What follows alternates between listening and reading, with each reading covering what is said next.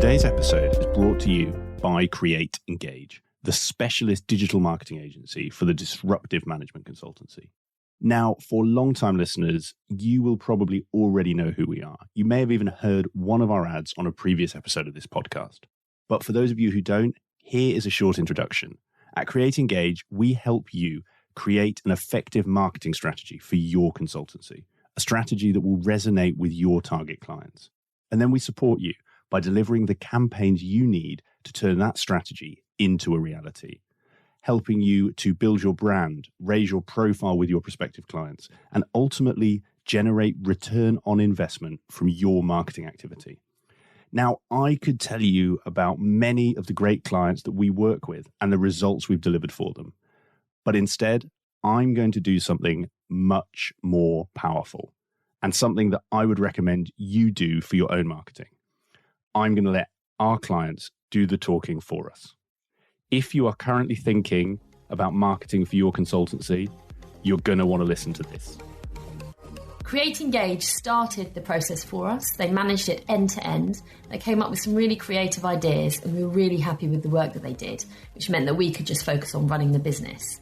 Not only did we start conversations with clients that we hadn't spoken to before, but also there was tangible return on investment by some work that we were given. They've helped right from the initial shaping of the idea through to helping us work out what our end goal was.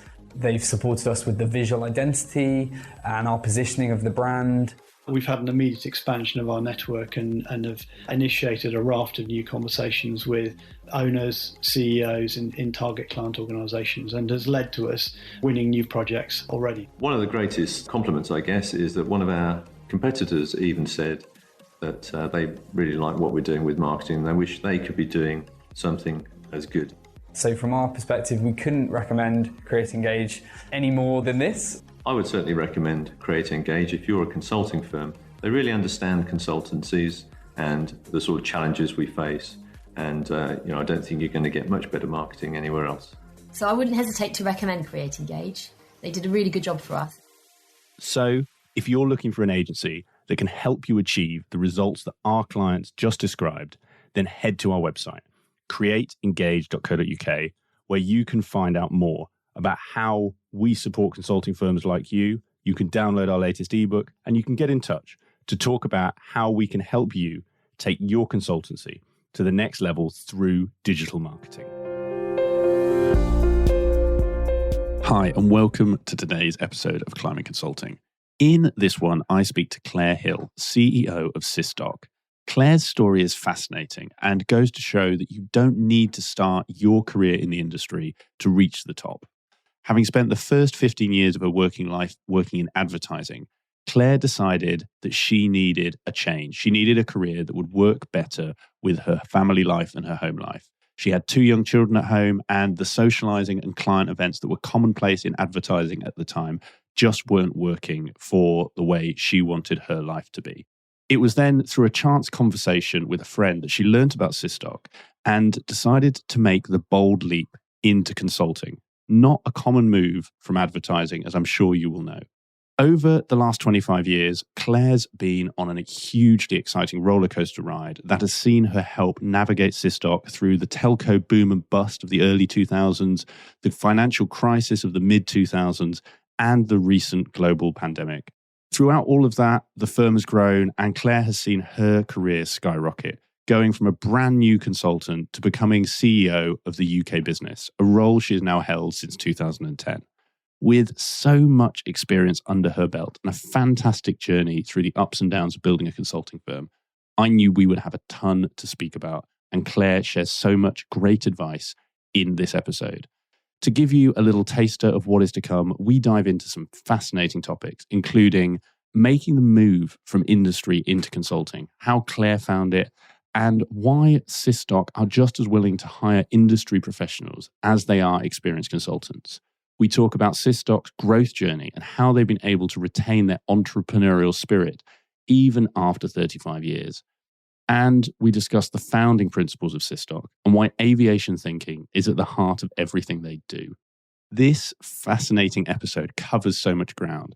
So whether you are just starting out on your consulting journey, maybe you're like Clare was and thinking of making the leap from industry into consulting, or perhaps you simply want to find out more about Clare's fascinating journey and how her career took flight, I know that you are going to love this episode. So with the intro over, all that's left to say, sit back, relax, and please enjoy today's conversation with Clare Hill. Clare, welcome to the show. Hi, Nick. Nice to meet you. Yeah, likewise. And thank you for having me to your office today. Great to have you on the show, Clare. And I think to start with, it'd be great if you could share your journey to where you are today at Sysdoc. Well, that's a big question, so maybe we'll do it in parts. But so my background is I started my career in advertising. So back in the day, I was a media planner buyer in a small media planning company. You're in my world of marketing. Yeah, exactly. So that was all good fun right through sort of the 80s into the 90s. Really enjoyed it. Lots of fun working on big clients, Sky, BT, all sorts of different clients, and had no intention really of leaving the world of media. But I had my first child, went back after quite a short maternity leave. I was thinking, gosh, this lifestyle, it's quite hard to maintain when you've got children. And then I had a second child. And during my maternity leave, I met David, who was running Sysdoc at the time in the UK. It was a new startup. And he was married to a friend of mine. And we got talking. And he was talking about Sysdoc really passionately about this new company, what they were doing in terms of innovating and driving real improvement to business. And said, look, why don't you come and see us down on one of our projects? So I popped down to Cable and Wireless on the Great West Road, and there was a project there all around business process improvement. Now, I'd never seen a business process, I'd never worked with technology, but I liked the buzz of the team, I liked the feel of the company. So I made I wouldn't call it impetuous, but quite a quick decision really to leave my career of 15 years and to try something new. And that was partly based on, I like the energy, but also it was a kind of a work-life balance type thing. I wanted to spend more time at family. The requirement around entertaining in media was quite strong at the time, and it just felt right. So I made the decision. I joined Sysdoc and spent the first few months actually on a project at Cable and Wireless, which was our first Sysdoc project in the UK. So the company had been in the UK probably about 6 months by then. And yeah, I would say it was quite an interesting change from media into process improvement. During the first few months, I did sort of think, wow, what have I done? Have I made a crazy decision here? This is a world I just don't know. And it felt quite dry compared to what I was used to. But as I got to know and understand the purpose of what we were doing, which was all around business improvement, it was all around driving great outcomes for people, actually, then I started to really feel happy with my decision. But the real turning point came of me thinking, all right, this is the right thing to do. It was actually through a really difficult situation. So we had a fantastic first year. We brought loads of associates over from Australia and New Zealand. The project at Cable and Wireless was with IBM and it was very successful. We were driving real benefits and it felt great. It was the end of 2001, there was a crash in the telco market and loads of projects closed, including our big project at Cable and Wireless with IBM and the other project, which was at NTL at the time. So it was probably about 5 days before Christmas. David was in New Zealand and I had to let all of our team know that actually there wouldn't be any project for them after Christmas. So we then was kind of sat there. We had very little cost in the business, but we also had very little business. So we had to rethink. And I think David felt fairly bad that I'd left my career to join a company that suddenly we were starting again. But it was the best thing ever for me because I really learned then about the business. I learned about how you sell, how we approach clients, and the benefits that we deliver and why Sysdoc was different and I really got to understand that in talking to clients. We also, and this is still relevant now, is built our network. Because not only us had left those projects, everyone else on the project had left as well. And they'd all gone and diversified into other organisations.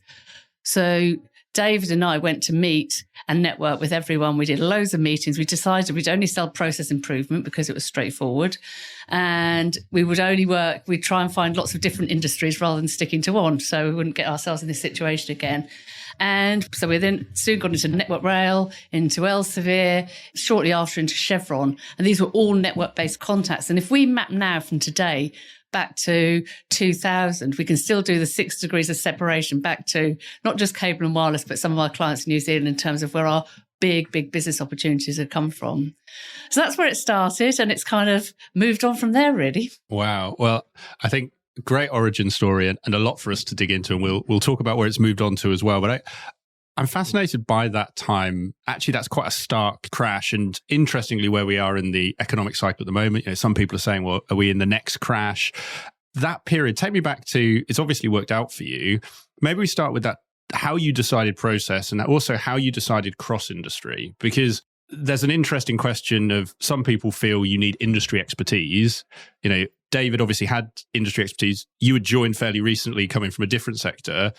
Actually, how did you start pitching and selling process projects in industries you almost had no experience in? Because some would find that quite difficult. Yeah, and it's not a traditional consulting model, but then we weren't traditional consultants in fairness. So we decided on process because both of us understood, David was from a process background. I could really understand the selling points of chart, challenge and change, which is our process methodology, and how actually you can then show real business benefit for that. And actually and it's probably worth speaking about our founder, Catherine Corrich, because it lends into it. So Catherine had set up the company in sort of the mid-80s as a young entrepreneur. She'd trained as a pilot and had also been a consultant in IBM. And her vision was to bring what she'd learned in aviation around end-to-end system-based thinking, really strong checklists, a focus on people to drive change, and a real kind of learning from experience kind of way of working and continuous improvement. And that applies to any industry. You don't need to be an industry expert to work with the experts within that industry to drive positive process improvement. So we were confident. I don't think we even considered that was a problem, to be quite honest with you. Interesting, when you talk to clients now, they always do want industry expertise. But I think it was almost the sort of the joy of the naivety of being new to a market, that because we weren't worried about it, it didn't actually become a problem. And to work, as you see, the industries we've got in all three different industries in those kind of early clients for Sysdoc over here. And did you have that chart, challenge, change methodology at that time, or is that something that's come since then? No, that was the methodology we were using then, and we've built on that and kind of brought more into it. And it's really straightforward. We used it in all those clients around simply charting a process, going through a challenge and praise, and then kind of documenting the improvements and helping businesses have that platform and understanding how they do things now so that they can then improve and build on that. I wonder if, because that feels quite important, I imagine when you're having these conversations, having that methodology, I suspect opens some of those doors as well. Definitely. And it was really straightforward. It did what it said on the tin. People got it very quickly. And the other thing that was a real selling point for us in that consulting world as a smaller organisation was the whole ethos we have about building capability and not a dependency. And part of what we did, we had chart, challenge and change, but we also had what we called our knowledge portal. And the knowledge portal was a way of visualising process. So rather than just delivering a programme and at the time having lots of paper files sitting there on a shelf somewhere, putting it onto a really nice online platform that became an information asset for the business going forward. And those two things together were our real selling points. And actually the knowledge portal back in the day won a Gold Gartner Award for work we did with IBM prior to joining Cable and Wireless, actually. Wow. So like you say, the approach sounds like it was a great way and something clients could understand. I guess there's an interesting psychological aspect. It sounds like you had to let everyone go just before Christmas. You then went off with your family, David with his. You're back in January. How did you two almost keep yourselves and each other motivated? Because that's, again, I imagine quite a hard time. You've got to keep it going. What were the things that you two did to sort of rally yourselves to do that business development, to get yourselves going? Because some people would have said, let's just give up there. I think we just did it. I don't think we really thought too hard about it. We kind of sat down and thought, we've got a job to do here.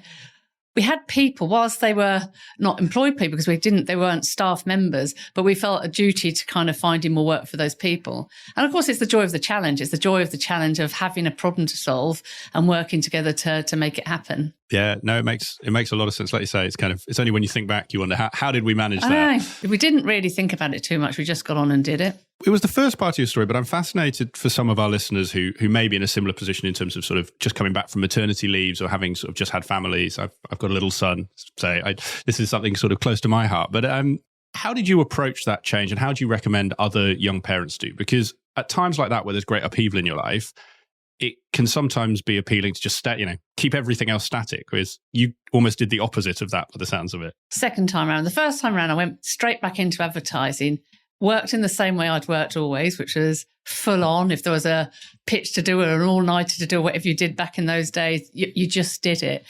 And there's something in me that felt that this isn't really how I wanted to kind of work. Not that I didn't want to work hard. I like working hard. I like contributing, but that somehow that lifestyle was difficult to maintain at the time.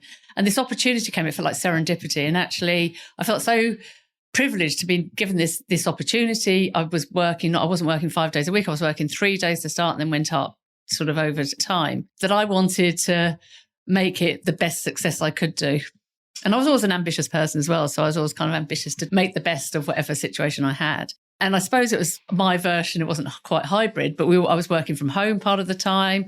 And it felt like a really good balance from a family perspective. No, it sounds like it worked really well. And like you say, balancing those different priorities as well. I want to turn to something you introduced Catherine a moment ago. And I think for our listeners, it would be great to talk about that origin story, because you piqued my interest when you said she was a pilot and she wanted to bring that insight into our industry, into organisation. So could you start with, I guess, a bit more of actually how she started the business and those core tenets that it was founded on and is still sort of working to today? Yeah, no, of course. So she had started work as an IT consultant, and whilst also self-funding to train as a commercial pilot, which is actually what her father had done. He was a commercial pilot. So she'd always had this passion to fly. And I think what she's told me, and, maybe one day you should have a chat with Catherine about her story as well, which is fascinating, is that in aviation, she had this kind of fantastic, what you'd call system thinking, sort of everything joined up. Safety was paramount. There was a real focus on making sure people understood their roles, what to do in an emergency, what to do if they needed to speak up because something wasn't safe. Were trained to a level that they could fly a jumbo jet by just sitting in a simulator without ever having to go in the air, which I've always been fascinated is actually possible. And it was all very clear, it was transparent, it was accurate. And then in business, she felt it was a bit more chaotic and a bit more kind of... So she went to her bosses and said, I just think there's a better way to do things. And she was probably in her mid-20s at the time. And her first client was her former employer, IBM. And that also aligns to how there's a bit about Catherine as a person, as an entrepreneur. She's very values-based, very focused on people and making sure that whatever we do the best things for our clients and also really work as a team. I would say Sysdoc was probably quite early in bringing females into senior consulting roles, enabling females to work part-time, full-time, and making that work for a client so we're delivering the best outcomes. And those principles have kind of continued through the organisation. It was interesting. As we grew in the UK, when we got to about 30 people, we thought, you know what, we need to kind of take a step back and think about what our values are. Who are we? What do we mean? Because we can't all just sit around a dining room table and just know it.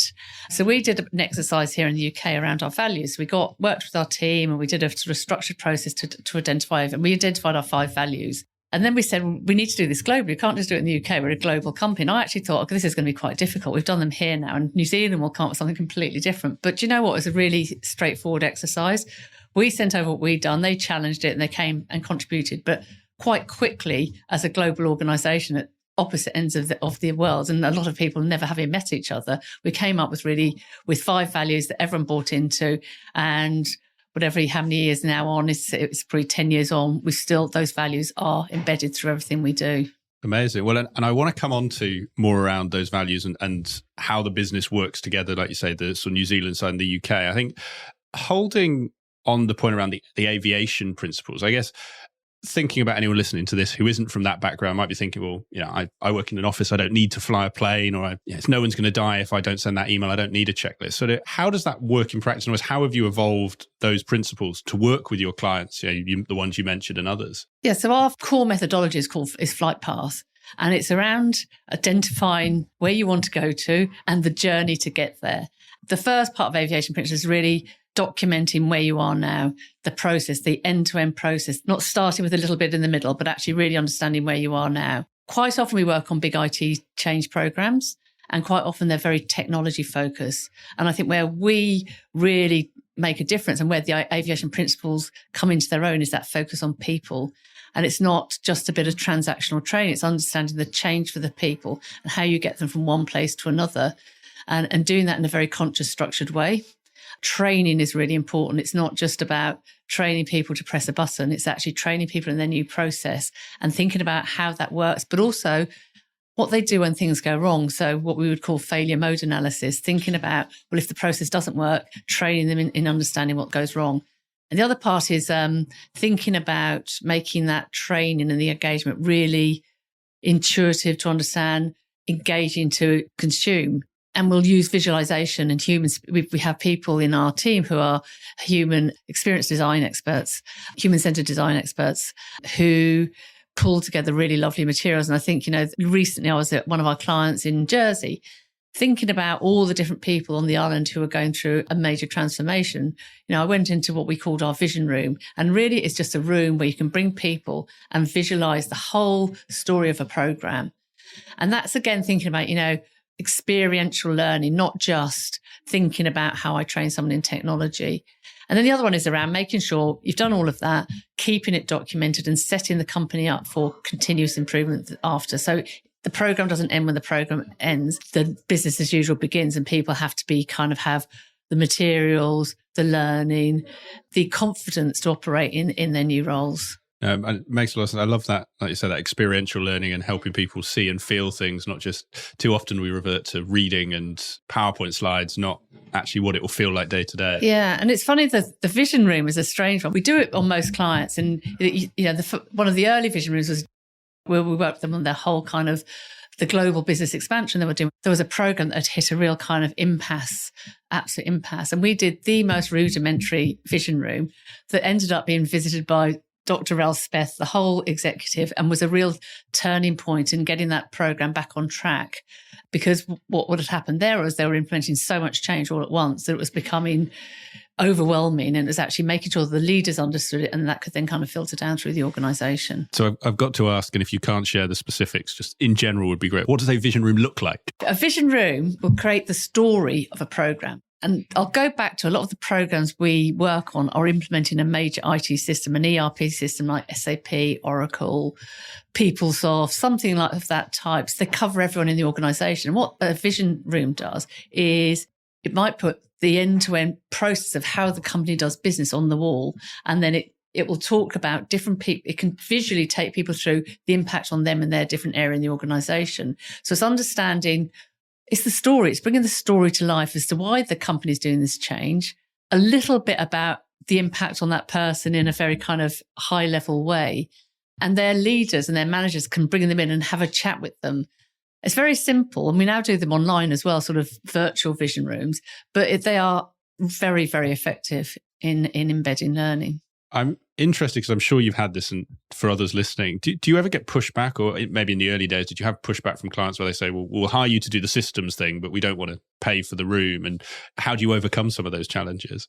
Yeah, well, often what we'll do is work with the client to think about what budget have you got? What are you trying to achieve? And then try to help them rather than saying, yes, we just want this bit and none of the rest. Actually thinking more creatively about, let's think about how we can make best use of your budget. Because quite often clients have got limited budgets and we have to work within those confines.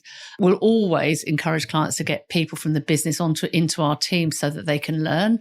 And I think that's a missed opportunity when clients don't do that. So rather than have a consultancy company to come in and do stuff to them, it's thinking about actually how can we engage with you and help your people come on a journey so they feel real ownership of it. So yes, always. So we'd love to do games and all sorts of things with all our clients. We can't always. So it's just thinking about the best learning within the confines of the budget and the scenario. And that doesn't always mean, and I think what you'll see quite a lot is, I've got this much money, therefore I need to do really simple, just like simple instructional design and a bit of PowerPoint, and that'll be fine. Where actually you can use that money much more effectively. That makes sense. I want to turn to, you mentioned around where Sysdoc was founded, and actually what we didn't touch on. So David, you mentioned sort of brought you into the business in the UK, but actually why the UK? How did that kind of UK arm of the business come about? Because again, thinking of other consulting firms that I speak to where they're thinking of expanding, they might go somewhere where maybe the time difference is a little shorter. That's quite a jump, New Zealand to the UK. How did that come about? It was really simple. We had been working with IBM in New Zealand, and their program director was working on a 4-year program of transformation here, and thought, I need Sysdoc to come and drive quick win process improvements so we can demonstrate program benefits quickly rather than over the 4-year transformation when the bigger sort of benefits will come. So we were invited here, and Catherine has an English mother, so she had strong connections with the country, with Yorkshire. So it all kind of came here, same language, and that's why we came here. And we've had other sort of global forays, sort of often based on opportunities. So we've done a lot of work with Chevron over the years, and started off in London. We did a big program in Pembrokeshire, and that became quite well known because it helped Pembrokeshire become the fastest part of the organisation to become Sarbanes-Oxley compliant back in the day. So we were then invited to go to work in Kazakhstan, and we looked at, should we set something up there, or should we? So what we actually did was a partnership there to make that region work. And we worked there for about 4 years. And that's, I think one of the questions you had earlier, or you got me to think about up front was, what makes you proud? And I think we were being very proud of being able to go to a completely different region, work both in the oil refinery and in the business unit in the city, and feel like we were making a difference, not just to, and this was around process improvement, this particular project, but also in building capability. We trained, I think, 40 or 50 people to be able to do it for themselves. And the team members out there, a lot of them got involved in the community and really felt connected with the society there. And similarly in the US, we've done the same kind of thing. So whilst we're 35 years old, we retain that entrepreneurial spirit where there's always a way to do something. No, I love that. And I think you might be the first guest who's had an office in Kazakhstan. So congratulations on that. That entrepreneurial spirit piece is interesting as well as you grow, because I think is possible at all sizes, but naturally gets harder as you grow. You have to put more controls in. To that point, how have you achieved that? How have you kept that balance of kind of growth and control with that entrepreneurial drive as well? And it's difficult sometimes, I think. So where you're working on a big program of change, you get immersed in that. But we know, and what we do, we have to keep reinventing ourselves because the world's changing. One of our values is awesome together, and another is high energy. And they're kind of around people working together and solving problems. And people love an opportunity to do something new and different. And I think that's how we've kept relevant over the years, as we haven't stood still and just said, look, we'll just keep doing the same old thing the same old way. We've still got a challenge, change basis to what we do. But actually now it's quite an interesting time because there's so much change going on in the world. The pandemic has changed everything, and organisations are reinventing themselves. So we're now thinking about, how do we data enable what we do? We do a lot of change management now. We work with organisations going through big change, but we need to data enable it. How do people learn now compared to how they learned 3 years ago? I mean, it's changed that quickly. So that continuous need to reinvent yourself is part of how we retain the entrepreneurial spirit. But also, because we work in a project environment, we don't have continuous business as usual. So you have to retain that energy because we're always going out and we're always going to have to win business. It makes a lot of sense. And actually, it ties into something else that I understand, similar to your story. You came from a sort of advertising and media background, which is not the typical consulting background. And to your point around doing things slightly differently, I understand there is still quite a big focus in Sysdoc around recruiting people who aren't purely from consulting. And I'd love to understand almost why and the benefits you see, because again, that's quite different to some firms who may say will only take from the Big Four, for instance. No, that's an interesting question. And if I think it hasn't been an intentional policy. However, when we're looking to fill a role, we're looking for the right person for that role. So we haven't got, they have to come from this mold or that mold, but having deep industry knowledge is definitely a big plus. So a lot of our people come from industry.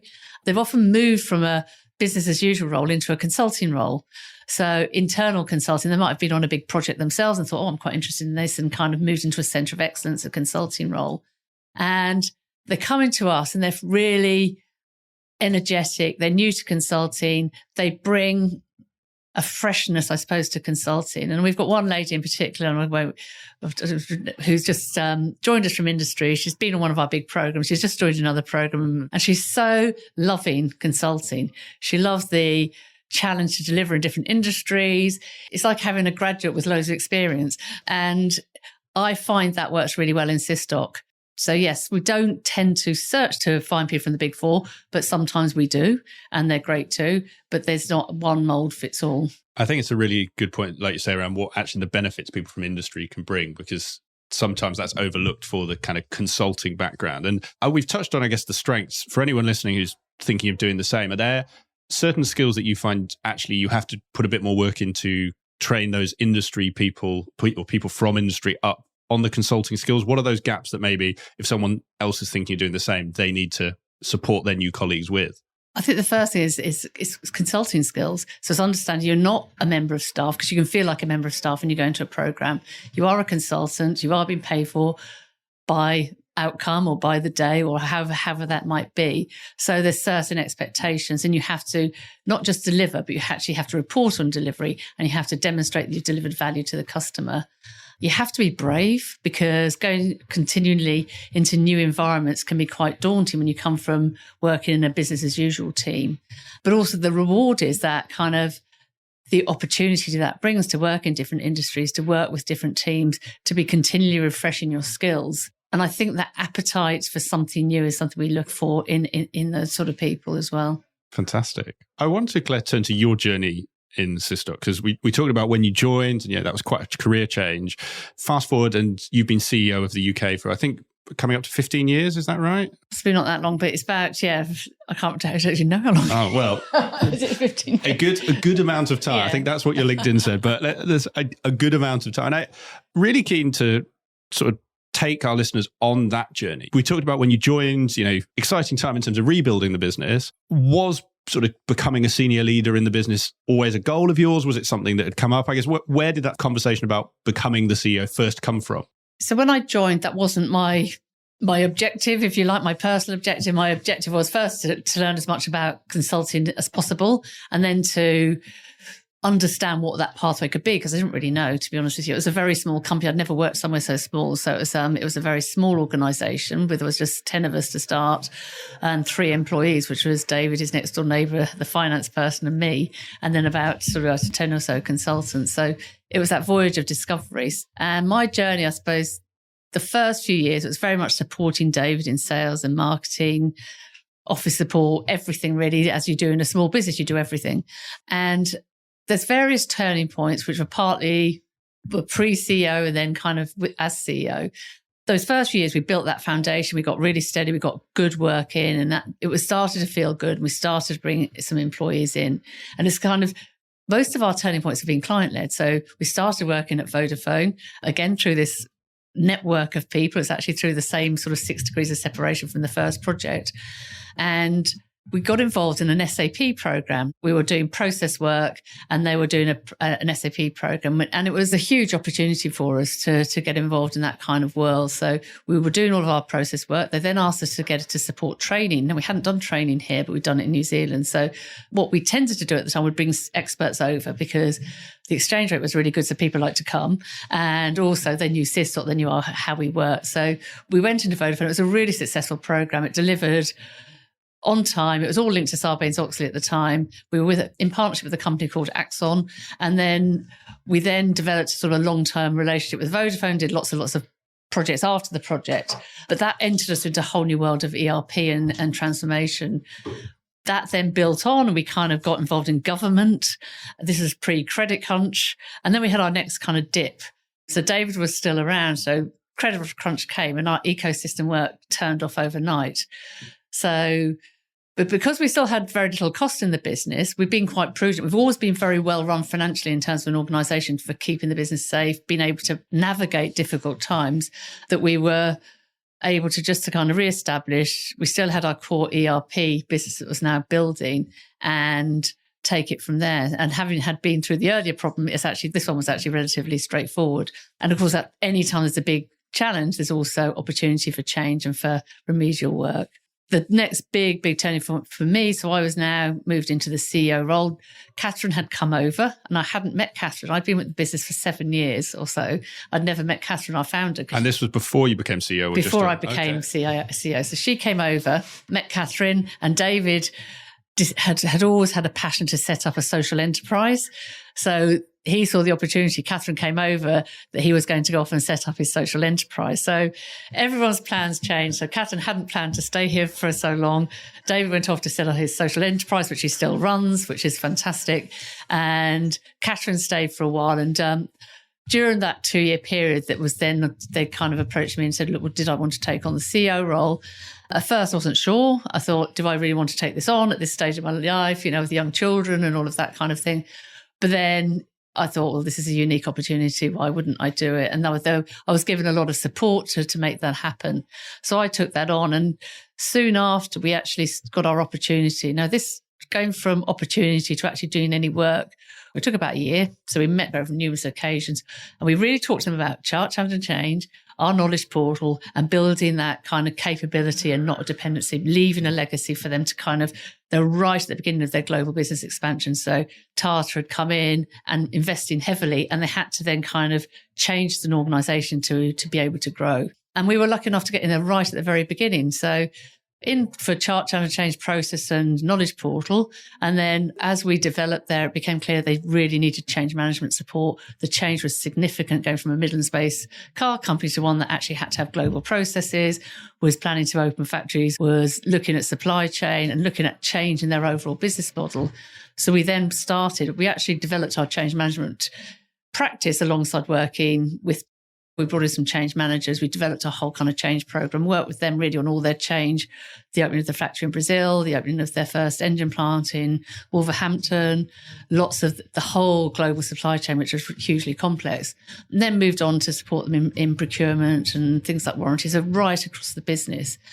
And that was a real privilege and something that I'm really proud of, that actually we were supportive through all that change, and we've retained a relationship. And I think that's where that kind of entrepreneurial confidence and ability to take advantage of an opportunity comes into it. So some of these things we hadn't really done before, but we knew our aviation principles, we knew how to think end to end, we knew how to get people from point A to point B, and doing that in continually different parts of the organisation was a great opportunity for us to kind of enhance and build and develop our organisation, but also to support Jaguar on that kind of important journey of growth. Amazing. That definitely sounds like a great journey with JLR and a fantastic turning point for yourselves as a client. Yeah. I guess there's an interesting question for you as the leader in terms of the business, as you described, has changed a lot over that time. You've added change, you've scaled quite considerably. How have you had to adapt your approach? What has changed for you as CEO, kind of from when you took over from David to now? How have you navigated that? And is there anything specific you've either had to focus on building for yourself, or any, I guess, areas that you've had to change to give yourself the bandwidth in that role? Yeah, I think the big change is really you go from being hands-on with everything, the intricacies of absolutely everything, to actually delegating more and actually have leaders around you who can take the business forward. And I've changed my role recently, so I'm CEO, but I've appointed Guy Sorrell, who's our managing director, who's taking on now a lot of the operational leadership of the organisation, and we've done something similar in New Zealand. And again, it's that being able to step back and allow someone else to be in charge, whilst also being there in terms of as and when you're required. So it's moving from that being in amongst the detail of everything to actually trusting, training and delegating to leaders in the organisation and being comfortable with that. It's an obvious question. How did you get comfortable with that? Because consultants like to be on top of everything, and that can be quite hard when you can't do that.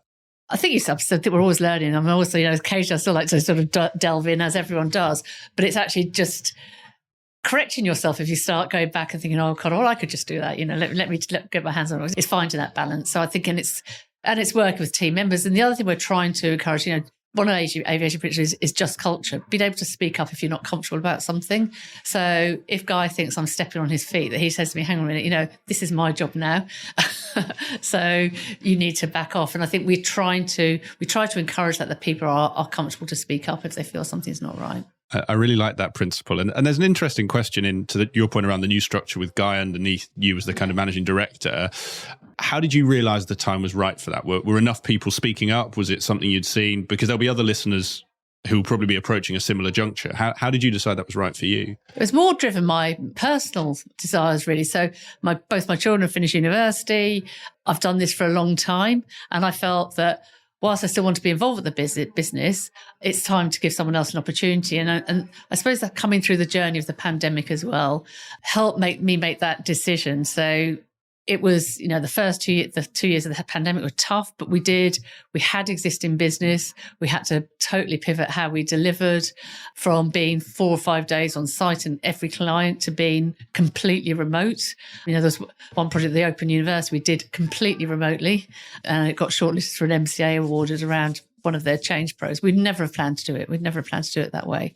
And then coming out of that, I thought, well, actually, we're reinventing. We're reinventing how we work. We're reinventing how we engage with clients, how we sell. That requires almost that same level of drive, energy, and everything else that's required in a managing director to do that again for another 5 years or whatever it might be. And it all just felt like the right time. No, I think makes a lot of sense. And I suspect comes from just those open and honest conversations as well, doesn't it? You mentioned before, and I think obviously one of the challenges with any long tail project is I guess keeping it going, how you find those other parts of the company to work with, how you build on. Actually, how did you do that? Because again, for some people listening, that's going to be a really key success for their business as well. You know, it helped yours. How did you approach, was there anything specific you did with that account to grow it to where it was? The first thing is about delivering well on everything you do. So whilst it's one account, it was lots and lots of projects. So you get selected for a project, not for the duration of a growth cycle. So doing the first project, delivering well, getting good feedback, making sure it lands well. You get asked to, sometimes we had to pitch for another project. You didn't always just get given the next project. Well, quite often, frequently you had to pitch for the next project actually because of, competitive procurement and everything, which is absolutely the right thing to do.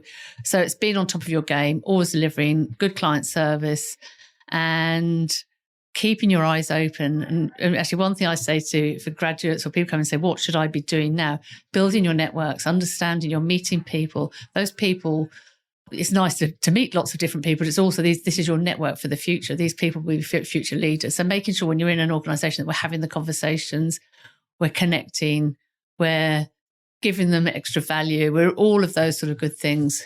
In a project environment, it's a continuous sales cycle. I think that's great advice. I really like that continuous sales cycle piece, because I think quite often people can forget that, you're delivering, we'll do selling later. And I should have asked quite a lot earlier, Claire. You've mentioned quite a few times that network of yours. And actually, when you trace back that 6 degrees of separation, they all stem from there. What is your approach to keeping that network alive? Because it can be very easy at a certain stage of life, particularly before kids. I know you had kids at this time, but to go out for drinks every night, you mentioned around the sort of media world. How did you do that sort of with your network in Sysdoc in a way that I guess was sustainable, but also felt quite natural with those people? Because that network sounds like it's been a key to your success. It's just making it part of what you do and doing it consciously. So every week, just have a look down your contact, who haven't I contacted for a while. It doesn't always have to be drinks. You can go for a coffee, you can meet someone. During the pandemic, you all learned to have Teams meetings and all of that kind of stuff. And the other thing is not to be fearful if you think, oh my God, I haven't spoken to this person for years. If you've worked with them before, you've done good work, it's been a good experience all round. People are generally quite pleased to hear from you, even if it's been a while. So you don't always keep everything juggling all the time. It's you pick up.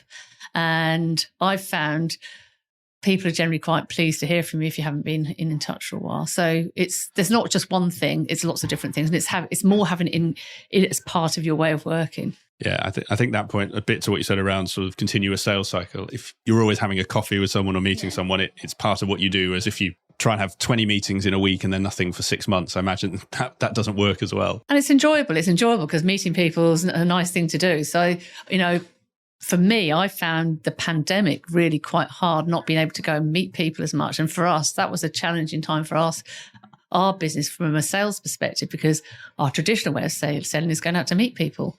It's meeting people on client site. It's meeting people at events. It's meeting people at industry kind of gatherings or, the Management Consulting Association or Trade Tech UK or one of those kind of things. We Connect, a women-owned business group we belong to.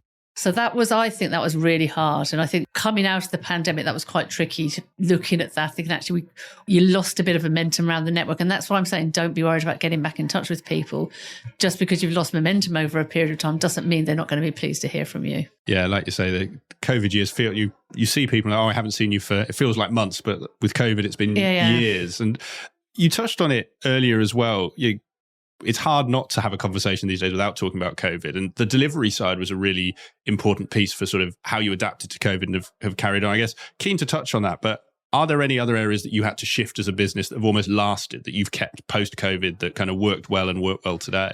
Work style. I mean, how we work has changed, and it's not just about delivering to clients. So during COVID, we employed people, but we had tended to employ people around the Southeast, but we've employed people all over the country who are the best people for the job at the time. And actually bringing them all into London makes absolutely no sense at all of the time. So we need to find new ways to connect. And we looked at hybrid, and we've looked at bringing everyone back in or whatever, different ways of doing it. And actually we've developed what we just call it work style, which is around, it's not the same for every client. It's not the same for everything we do. So what's the client's needs? What's the business needs? And how does that person best work? And find that sweet spot across those three and making sure that that's fluid, but making sure you don't forget to bring, if a client you have some clients now that they work remotely, so they want you to work remotely, which as change managers isn't ideal. You want to get time with people, but you can do it. But finding ways to actually bring people together for a real strong purpose, even if it's just to get the team together to do a workshop, do a bit of a session, do something just so to build relationships and making sure that happens. And we're still learning. So it's about delivery, but it's also how we work as a business. No, I love the frame, that work style. And does it ever, because it's something I know a lot of consulting firms are wrestling with that kind of tension of balancing the client's needs with the business's needs with the individual's needs. If you hire someone, I don't know, up in the Northwest and you've got a client in the Southeast, have you had any challenges and how have you overcome them? The biggest challenge I think we've faced is bringing young people into business. I think that's the single biggest challenge when you're bringing in a graduate who might be living with their mum and dad. Well, that's the part of starting work is getting together and meeting other people who started out in work, learning from experience, learning from the senior people in the organisation, but also just listening to what's going on around you. And in consulting, I think that's really important. So we're really thinking about how best to do that. And it's creating opportunities to collaborate and bring people together. We're actually just about to embark on a new leaders program for our management layer so that everyone to refresh leadership skills, to think about how you lead in a different way, in a new way of working. It's not the same. So we're still learning on that one. No, I think a great example. And to your point, I think the new working generation, it must be a real challenge, because I remember when I was sort of fresh into consulting, a lot of value is gained from just following senior leaders around, sitting in meetings. And actually that doesn't feel intrusive when you're in a room like this. Someone's just sat there, but it feels quite odd when you've got three of you on a Zoom and someone's kind of staring without saying anything or is off the mic. So I like, to your point, sort of those structures to bring people together. And I suspect everyone in the world is trying to figure this out. Yeah, I'm sure they are. And consulting, I think it's a strange one, because that whole bringing a big project of, I've had 200 people on a project in it together, and you feel, there's an energy of being all together, and how you recreate that program film, which you can't quite recreate the same feel, but how you get something that really works on a big kind of complex program like that, I think we're still kind of shaping that up. Has the hybrid world made it easier to work UK and New Zealand together? Has that changed anything, or is it because of the time zones it's still what it was before? Yeah, from New Zealand, UK, it hasn't really changed. We're still 12 or 13 hours apart, depending on the time of the year. So, but we do collaborate with Zealand. What has made it easier is actually things like Teams, Microsoft Teams. So we do have collaborative teams that we do use globally, and that works very well. So that has improved global working, but still, you have to make an effort. Someone's got to be up early in the morning, or someone else is in the evening. But we're used to it. We work like that. That's how we work. Yeah, and like you say, I think COVID's done many things, but it can't change the time zones, can it? And one last question. I'm very mindful of, we're sort of in the middle of the working day, and I know you've got quite a lot on as well, Claire, but something you said earlier, and I've been meaning to come back to it, because something that strikes me about Sysdoc is you've got Catherine in senior leadership team positions, and that's quite unusual in our industry to have two women at kind of the top of the company. You mentioned actually that's been a focus for you as a business, and I'd love to know how you have supported, sort of what you've done in that space to help female leaders, and I guess your advice to anyone else listening who might want to follow in your shoes. We haven't focused on bringing in female leaders, but we have got a lot of female leaders, but we've also got male leaders. So the CEO of New Zealand is also a female, but our two MDs are men. So it's finding the right person for the role and actually not thinking that everyone's got to be the same. So I think in making sure we're creating opportunities for everyone in the organisation, whoever they are, wherever they're from, whoever they might be, is really, really important. I think the thing about females is not being frightened. I mean, now everyone's doing it, but in the early days, not being frightened of actually allowing someone to do flexible working or allowing someone to work in a different way, because what we're doing is we're delivering an outcome. So I think it's that way of thinking around solutions rather than it's a problem because it's not the same is a big part of it. It's a great point. And like you said, the client buys the outcome. They probably don't care where you are, how you're delivering it to a certain extent. And actually, yes, that feels like something the pandemic has made more acceptable and more prevalent, of those flexibility, which opens. Traveling and consulting was always the killer, I felt, for most people, why I left the industry. And actually being able to do remote work opens it up to a whole load of people as well. It does. And it helps retain people in the industry, which is fantastic. And as consultants, we need to find good ways of delivering in a different way.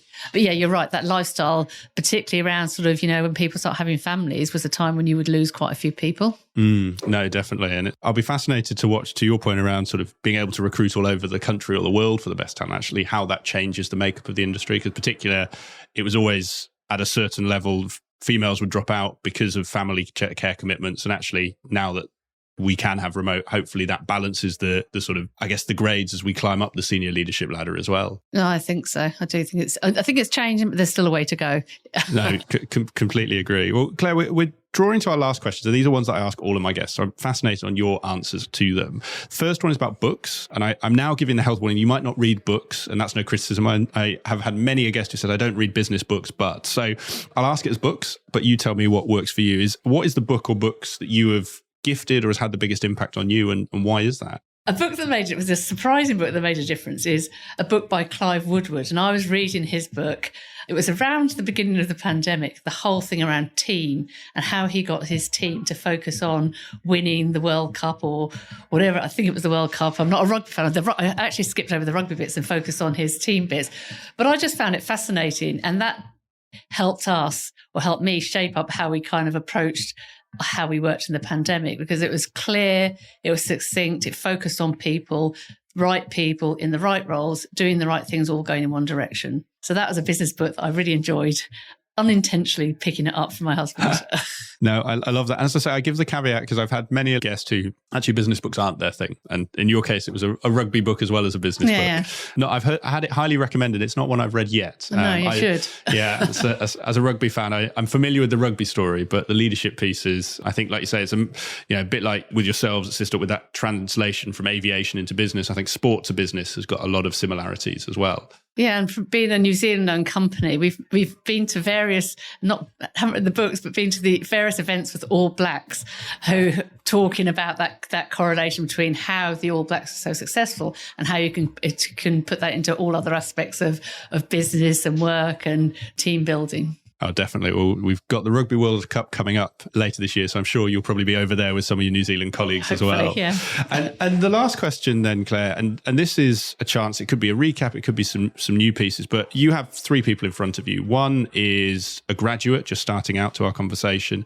One is sort of middle of the pre-partner grade, so 5, 6, 7 years in, they're kind of, I'd call them a manager in kind of traditional consulting terms. They know enough to have options, but they're not at the senior end yet. And the final person is someone approaching partner or managing director. And the question is, what one piece of advice would you give to each of those people? I think I've said the graduate one is around networking. So I think it's really important for graduates to remember that start networking at a young age, and that will set you up.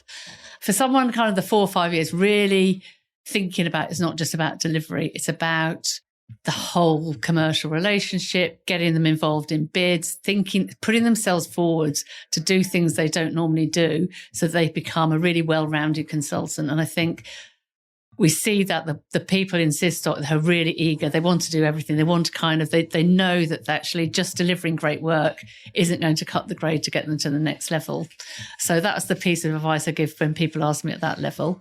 And then going to sort of partner managing director, that's a hard one because it's often quite individual. Different people require different bits of advice.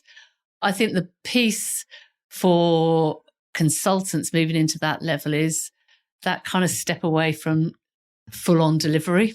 And that can be quite hard. I think it's the same in any profession, really. If you're full-on delivery with clients, and then you actually have to become more of a managerial role. So you're out there, you're winning business, you're kind of leading much bigger teams across broad clients. I think for a consultant, and we give people kind of training in this kind of thing, is helping them to move away from being immersed in the detail into being kind of more director type roles. I think some great advice, Claire, and a fantastic place for us to end today. So thank you very much. The only last thing to ask is if someone wants to find out more about yourself or they're interested in finding out more about Sysdoc, where would you point them to? Where can they get in touch? If you want to call about me, I'm on LinkedIn, Clare Hill. If Claire Bugler Hill will make me easier to find, actually. Sysdoc, we've got our website, Sysdoc, and we're always open. Get in touch via the website, or myself or Guy or anyone in the leadership team. We'll always get back to anyone who gets in touch with us. Amazing, Claire. We'll put details of your LinkedIn profile and the website in the show notes so people can find you. And all that's left to say is thank you very much and all the best for the rest of your day. Yeah, thanks, Nick. That was good fun. So great fun. Thank you. Right. Cheers. I hope you enjoyed today's episode of Climbing Consulting. If you have any guest recommendations, comments, ideas, thoughts on how I can make this show better for you, just drop me an email. It's nick@createengage.co.uk, and I really look forward to hearing from you.